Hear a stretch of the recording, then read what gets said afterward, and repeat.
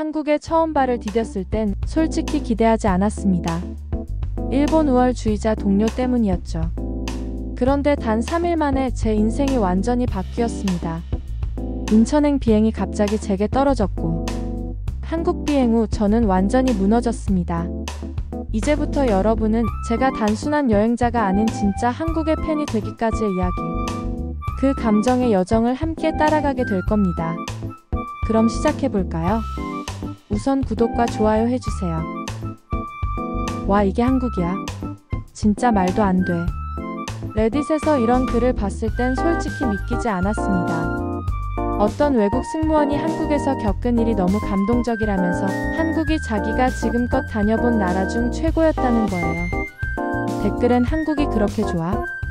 또 한국 미화해하는 반응도 있었지만 그 글을 읽고 나니 왠지 그 감정을 나도 겪어보고 싶어졌어요. 안녕하세요. 저는 린루이. 중국 남부의 작은 지방 항공사에서 일하는 28세 승무원입니다. 어릴 적부터 항공 승무원을 꿈꾸며 자라왔고 일본 항공 문화의 영향을 많이 받았어요. 항공학교에서도 아시아 최고는 일본이라는 말을 자주 들었죠. 특히 교육 교재나 사례로 일본의 ANA, JAL 등 일본 항공사들의 서비스 철학이 반복적으로 강조됐습니다. 그 흐름 속에서 제게 가장 큰 영향을 준 사람은 동료 사토 미오였습니다. 일본 나고야 출신의 그녀는 언제나 품이 있고 침착했으며 일처리에 있어서는 정말 흠잡을 데 없는 승무원이었어요. 다만 그녀에겐 한 가지 습관이 있었습니다. 바로 일본이 최고라는 말을 너무나 자주 한다는 것. 린, 이번에 싱가포르 호텔 어땠어? 괜찮았어. 수영장이 정말 멋지던데? 그런데도 일본 료칸이 훨씬 더 정갈하지 않아? 난 언제나 일본 서비스가 기준이라서 다른 나라에선 만족을 못하겠더라. 비행 도중 기내식 품질이 이슈가 되면 미호는 꼭 이렇게 말하곤 했어요. 이래서 내가 일본 항공사를 그리워한다니까. 승객도 승무원도 일본이 가장 예의 바르고 정돈돼 있어. 그건 어쩔 수 없어. 한두 번 들을 땐 그냥 그러려니 했습니다. 하지만 여행지나 업무, 심지어는 일상적인 대화 중에도 미호는 빠짐없이 일본의 우수성을 언급했고 어느 순간부터 저도 모르게 그래, 일본이 아시아에서 제일이겠지라는 무의식적인 수긍이 머릿속을 지배하기 시작했어요. 그런 환경 속에서 한국은 저에게 별 의미 없는 나라였습니다. K-팝이나 드라마가 인기라고는 하지만 화려하지만 깊이 없는 이미지 정도로 치부했죠. 게다가 미호는 한국 얘기가 나오면 유독 반응이 차가웠습니다. 린, 너 혹시 다음 달 인천 노선 배정됐다는 얘기 들었어? 그래, 나야. 진짜? 그럼 고생 좀 하겠네. 한국은 일본처럼 세심한 문화가 아니니까 좀 답답할 수도 있을 거야. 정말 그래?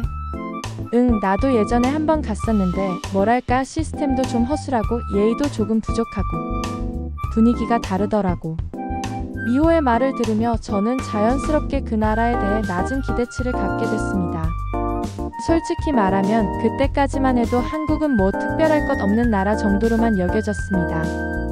비행 전 브리핑에서도 미호는 또 한 번 저를 툭 찔렀습니다. 린, 인천공항은 그럭저럭 깨끗하긴 해. 하지만 너도 곧 알게 될 거야. 일본 공항이 왜 최고인지. 기내에서 느껴지는 정리된 분위기, 그건 일본 아니면 느낄 수 없어. 그렇게 비행기를 타고 한국 인천공항에 착륙했습니다. 그리고 제가 처음으로 인천공항에 발을 디딘 그 순간 제 고정관념은 무너졌습니다. 우선 눈에 들어온 것은 놀라울 정도로 깨끗하고 정돈된 터미널. 바닥엔 쓰레기 하나 없었고 안내 표지판은 다국어로 정리돼 있어 길을 잃을 틈이 없었어요. 특히 직원들의 친절함이 인상 깊었습니다. 제가 길을 물었을 때 무려 3명의 직원이 동시에 다가와 자세히 설명해주는 모습은 정말 충격적이었어요. 수화물 컨베이어 벨트 근처에서 발생한 분실 사건도 잊을 수 없습니다.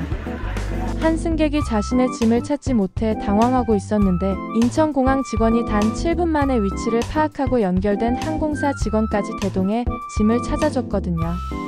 그런 신속한 대응은 솔직히 일본에서도 보기 힘든 수준이었습니다. 그날의 감정은 아직도 잊을 수가 없습니다. 제 안에 박혀있던 수많은 고정관념이 조용히 그리고 강력하게 부서지고 있었어요. 한국에 도착한 첫날, 저는 원래 일정대로 공항 근처 호텔에 묵기로 되어 있었습니다. 낯선 나라에서 혼자 머무는 것은 처음이라 조금은 긴장했지만 인천공항에서 받은 인상이 너무 좋아서 금세 마음이 풀렸어요. 호텔로 향하는 공항 리무진 버스 내부는 조용하고 깔끔했고 무엇보다도 기사님이 정중하게 승객 한 명 한 명을 맞이하는 모습에 적잖이 놀랐습니다. 이런 세심함은 일본 외엔 보기 힘들다고 생각했는데 제 예상은 틀렸어요. 그 다음날 시내 구경을 했습니다. 공항철도를 타고 서울역으로 향하면서 지하철 시스템을 처음 접했는데 깔끔한 환경은 물론 장애인 전용 승강기와 자동 안내 시스템이 무척 인상적이었어요. 전동 휠체어를 탄 어르신이 플랫폼으로 진입할 때 다른 승객들이 길을 열어주는 모습은 말로 설명할 수 없을 만큼 자연스럽고 따뜻했어요. 그런 장면을 보며 저는 이게 진짜 선진 시민의식이구나 하는 생각을 하게 됐습니다. 하지만 가장 기억에 남는 일은 지갑을 잃어버린 일이었습니다. 서울역 근처 한 북카페에서 책을 보다 잠시 자리를 비운 사이 저는 지갑을 두고 자리를 떠난 사실을 모르고 있었습니다. 지하철을 타기 위해 개찰구 앞에서 지갑을 찾으려던 순간 그제서야 잃어버린 걸 깨달았죠. 심장이 내려앉는 듯한 기분이었어요. 지갑 안에는 신분증, 호텔 카드키, 약간의 현금이 들어 있었습니다. 당황한 채 북카페로 다시 달려갔습니다. 혹시나 하는 마음으로 카운터 직원에게 물었더니 놀랍게도 한 손님이 제가 자리를 비운 뒤 발견하고 그대로 직원에게 맡겼다는 거예요. 지갑은 안에 있던 모든 내용물 그대로 저에게 돌아왔습니다. 다행이네요. 한국은 이런 일 자주 있어요. 잃어버린 물건도 잘 돌아오니까 너무 걱정하지 마세요. 직원의 말에 눈물이 핑 돌았습니다. 중국에서는 상상도 하기 힘든 일이었거든요. 게다가 그 카페 직원은 이 상황을 귀찮아하지도 않았습니다. 오히려 혹시 더 필요한 거 있으세요? 라며 진심으로 도와주려 했어요. 그 순간 저는 깊은 신뢰와 감동을 동시에 느꼈습니다. 그리고 그런 경험이 반복될수록 저는 제 안에 있던 한국에 대한 편견이 점점 사라지고 있다는 것을 느꼈어요. 일본보다 부족할 거야 라는 미호의 말은 더 이상 제 머릿속을 지배하지 않았습니다. 오히려 일본보다 더 유연하고 따뜻한 한국의 분위기에 익숙해지고 싶어졌어요. 비행을 마치고 돌아온 후 저는 자발적으로 한국 노선에 또 한 번 지원했습니다.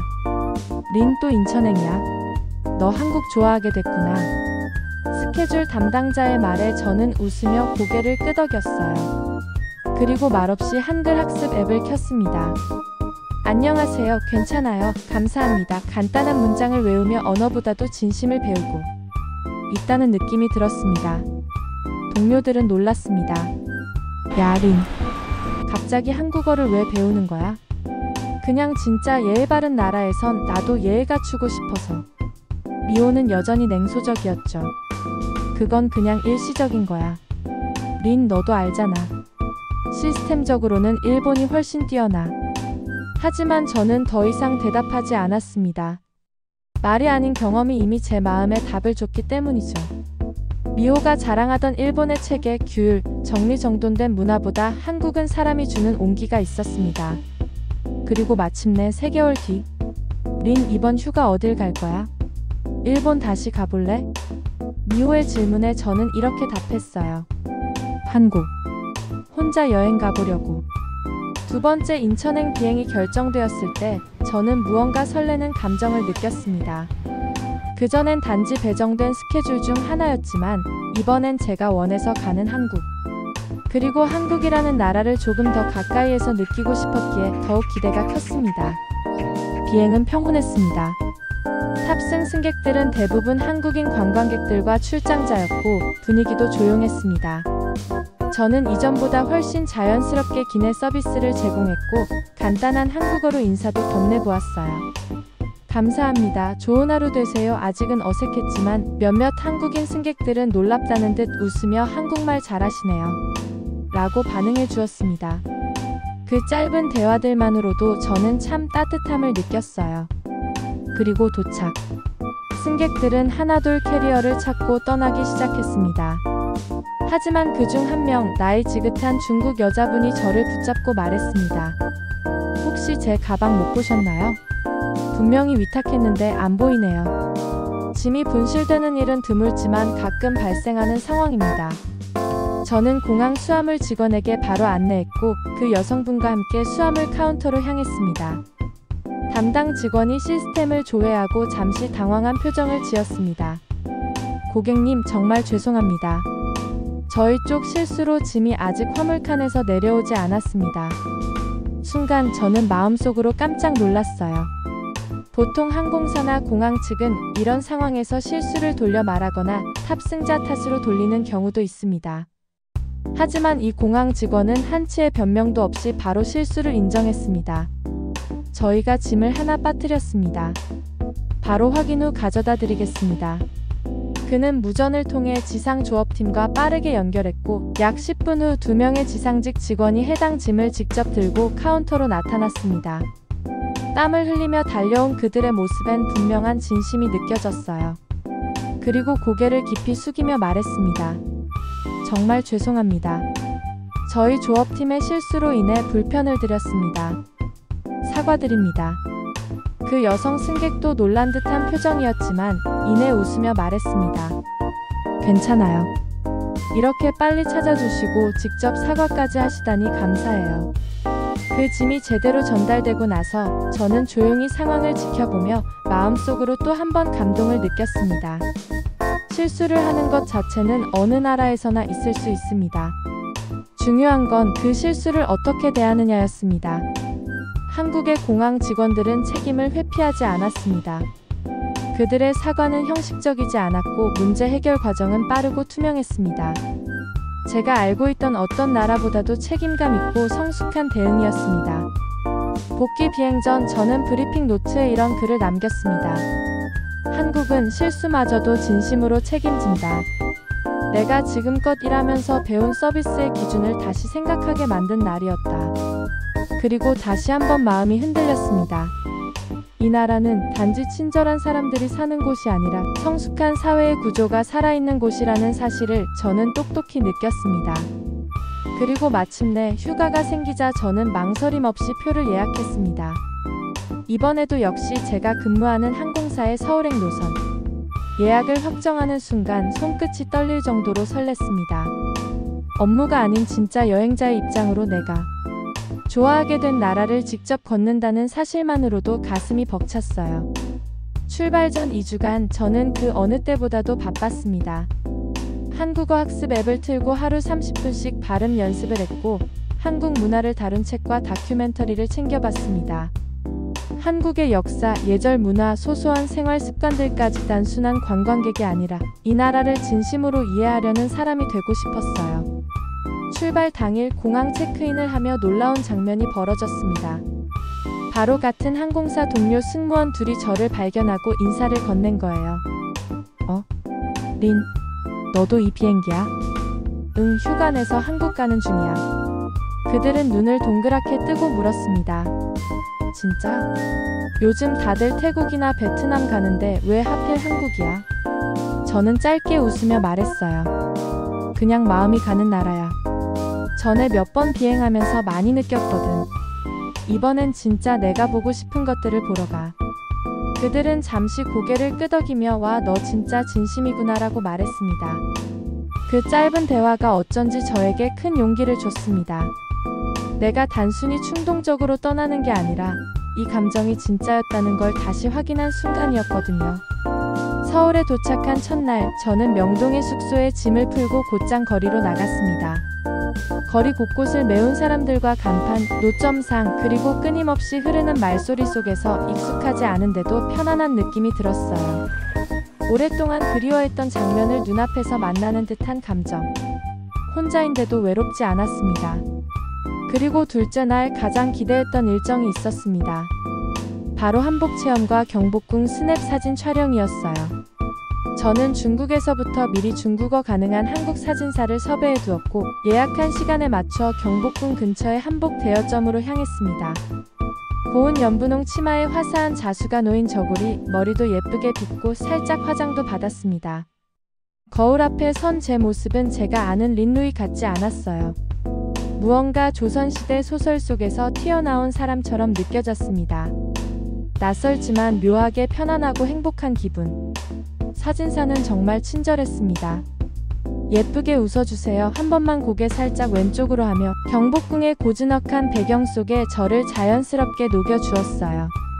해가 중천에 떠있던 순간 흰 담장과 기와 지붕 사이에서 찍힌 제 사진을 보고 저는 깜짝 놀랐습니다. 너무 아름다웠어요. 이게 정말 나라고? 사진사가 카메라를 확인하며 말했습니다. 한국의 전통과 린 씨의 분위기가 참 잘 어울려요. 왠지 오래된 인연 같아요. 그 말에 괜히 가슴이 두근거렸습니다. 그날 찍은 사진은 제 인생 사진이 되었고 마음속 어딘가에서 한국이라는 나라와 연결된 끈 하나가 더 단단해졌어요. 그렇게 기분 좋게 촬영을 마치고 인사동 골목으로 이동해 찻집에 들어갔습니다. 따뜻한 유자차 한 잔을 시키고 가져온 책을 펼쳐 읽으려던 찰나 휴대폰이 울렸습니다. 린, 급한 일이야. 이번 주말 비행에 사고가 났어. 멍이가 다리를 다쳐서 대신 스케줄 가능할까? 저는 멈칫했습니다. 아직 여행 일정이 4일이나 남아있었고 이번 여정은 제게 정말 소중한 시간이었습니다. 그러나 멍이는 제 후배였고 지금도 아마 병원에 누워 걱정하고 있을 생각에 마음이 무거워졌어요. 네, 오늘 저녁 비행으로 복귀하겠습니다. 숙소로 돌아오는 발걸음은 무거웠습니다. 일정표에는 아직 가보지 못한 장소들이 가득했지만 그 아쉬움조차 따뜻하게 느껴졌습니다. 왜냐하면 이틀이라는 시간만으로도 저는 이미 충분히 많은 것을 느꼈기 때문이에요. 공항 가는 길 저는 일부러 한강에 들렀습니다. 저녁 노을이 강물 위로 퍼지기 시작했고 잔잔한 물결 사이로 석양이 번졌습니다. 수많은 도시를 봐왔지만 이런 풍경은 처음이었습니다. 말없이 강을 바라보며 마음속 깊은 곳에서 소리가 울렸습니다. 이 나라는 나와 닮은 곳일지도 몰라. 실수를 두려워하지 않고 따뜻하게 고쳐나가는 사람들. 조용하지만 진심 어린 배려가 스며있는 문화. 그리고 낯선 이에게도 마음을 열 줄 아는 도시. 비행기 탑승 직전 저는 부모님에게 문자를 보냈습니다. 엄마, 아빠. 이번 겨울 휴가 우리 가족 모두 한국에 와요. 내가 직접 안내할게요. 진짜 보여드리고 싶은 나라가 생겼어요. 그 순간 저는 확신했습니다. 내가 돌아가야 할 곳은 잠시 비행을 위해 떠나는 곳이고 언젠가 다시 돌아올 진짜 마음의 도착지는 바로 이곳 한국이었습니다. 겨울이 되자 부모님과 동생을 데리고 다시 한국을 찾았습니다. 이번엔 혼자가 아니었기에 더 설레고 더 책임감이 느껴졌어요. 항공권부터 숙소, 동선 하나하나까지 직접 계획했습니다. 마치 여행 가이드가 된 듯한 기분이었죠. 어쩌면 진짜 내가 되고 싶은 린루이로 변해가는 과정이었는지도 모릅니다. 첫날엔 인천공항에서 부모님의 손을 꼭 잡고 말했어요. 여기가 바로 그때 제가 감동받았던 공항이에요. 그냥 깨끗해서가 아니라 여기 사람들의 태도와 진심이 정말 달랐어요. 서울 시내로 들어오고 명동거리에서 가족이 한국 길거리 음식을 처음 맛보며 웃는 모습을 보고 저는 또 한 번 마음이 벅차올랐습니다. 두 번째 날엔 인사동과 경복궁에 들렀고 제가 처음 한복을 입었던 그 대여점에서 가족에게도 한복을 입혀주었죠. 사진을 찍고 차를 마시며 부모님은 말했습니다. 린, 이렇게 좋은 나라가 있는 줄 몰랐구나. 내가 왜 그렇게 이 나라를 좋아하게 됐는지 이제야 알겠다. 그 말 한마디가 지난 몇 달간의 저의 감정과 고민을 모두 따뜻하게 감싸주는 듯 했습니다. 여행 내내 가족은 여행자가 아닌 경험자로서 한국을 느꼈고 저는 그 모습에서 더없이 큰 보람을 느꼈어요. 한국을 떠나기 전날 밤 다시 한강을 찾았습니다. 이번엔 가족과 함께. 같은 풍경인데도 그 속에 있는 감정은 또 달랐어요. 가족과 함께여서 더 소중했고 내가 이곳을 소개할 수 있다는 것이 자랑스러웠습니다. 그리고 그날 밤 숙소 침대에 누운 저는 처음으로 진지하게 생각했습니다. 여기서 잠시 살아보면 어떨까? 그 생각은 하루 이틀 품고 있을 감정이 아니었습니다. 머릿속에만 그리던 상상이 점점 현실처럼 느껴졌고 어느 순간은 아예 구체적인 계획을 세우고 있었습니다. 한국 항공사에 지원해보자. 만약 된다면 서울에서 살게 되겠지. 그날 이후 저는 다시 중국으로 돌아간 지 얼마 안 되어 본격적인 준비를 시작했습니다. 매일 아침 1시간씩 한국어 듣기 연습, 저녁에는 회화 문장 암기. 이력서를 한국어와 영어 두 가지 버전으로 정리하고 한국 항공사에서 선호하는 지원서 양식을 연구하며 조금씩 꿈에 다가갔습니다. 자기소개서에는 진심을 담았습니다. 저는 한국이라는 나라를 경험하며 단순한 서비스가 아닌 사람의 진심이 주는 감동이 무엇인지 깨달았습니다. 이 감정을 다른 이에게도 전하고 싶습니다. 하지만 그 과정은 쉽지 않았습니다. 무엇보다 부모님의 반대가 가장 컸어요. 린, 중국에도 좋은 직장 많은데 왜 굳이 외국에서 안정적인 걸 버리는 거야? 한국은 아직 내게 낯선 나라야. 말도 완벽히 못하는데 괜찮겠어? 그 말이 틀린 건 아니었습니다. 부모님은 그저 제가 안전하고 안정적인 삶을 살길 바랐을 뿐이었어요. 하지만 저는 처음으로 부모님께 제 감정을 그대로 말했습니다. 저도 알아요. 쉬운 길은 아니란 거. 하지만 전 그 나라에 가면 숨이 트여요. 일하는 것도 걷는 것도 그냥 존재하는 것도요. 거기서 한번 제 인생을 다시 살아보고 싶어요. 조용히 듣고 계시던 아버지가 고개를 끄덕이며 말했습니다. 그럼 내가 책임질 수 있다면 해봐라. 우리가 끝까지 반대하진 않을게. 그 말 한마디에 눈물이 날 뻔했어요. 그날 밤 저는 다시 이력서를 손질하고 면접 예상 질문들을 준비했습니다. 발음이 어려운 한국어 문장을 몇 번이고 반복해서 연습하며 낯선 미래를 향한 문을 조금씩 열어갔습니다. 며칠 뒤 저는 화상 면접에 참여했습니다. 떨렸지만 진심을 담아 말했습니다. 한국은 제가 일하면서 처음으로 감동을 느낀 나라입니다. 그 마음을 다른 사람들과 나누고 싶어요. 한국의 따뜻함을 제가 경험한 그대로 전하고 싶습니다. 면접관들은 고개를 끄덕였고 마지막엔 이렇게 말했습니다. 린 씨 같은 분을 기다리고 있었습니다. 그 말은 단순한 합격 통보보다 더 큰 감동이었어요. 그로부터 몇 달 후 저는 한국의 하늘을 나는 새로운 유니폼을 입고 있었습니다. 한국의 항공사 승무원으로서 전 세계의 승객들에게 이 나라의 따뜻함과 품격을 전할 수 있다는 자부심. 그건 단순한 이직이 아니라 저의 삶의 방향이 바뀐 순간이었습니다. 그리고 지금 저는 생각합니다. 한국은 나에게 단순한 여행지가 아니라 삶을 다시 시작하게 해준 나라라고. 여러분도 혹시 이 영상을 보며 마음이 움직이셨다면 꼭 한번 한국을 직접 느껴보셨으면 좋겠어요. 완벽하지 않지만 따뜻하고 진심 어린 이 나라를요. 구독과 좋아요 꼭 해주시고 그리고 당신만의 한국 이야기 언제든 들려주세요.